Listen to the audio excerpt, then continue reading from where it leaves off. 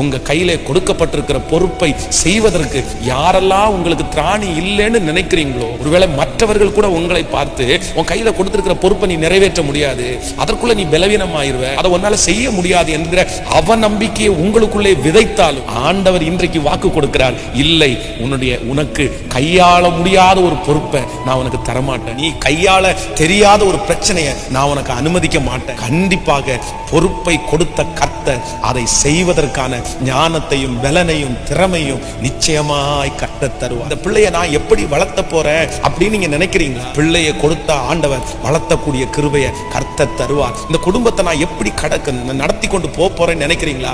குடும்பத்தை கொடுத்த கர்த்தர் நிச்சயமாய் அதை நடத்தக்கூடிய ஞானத்தையும் கர்த்தரே தருவார். என் கையில கொடுத்திருக்கிற பிசினஸ், என் கையில கொடுத்திருக்கிற வேலையை நான் எப்படி கையாள போகிறேன் அப்படின்னு நீங்க நினைக்கிறீங்களா? நான் நம்புறேன், அதை கையாளக்கூடிய சகல ஞானத்தையும் கர்த்தரே தருவார்.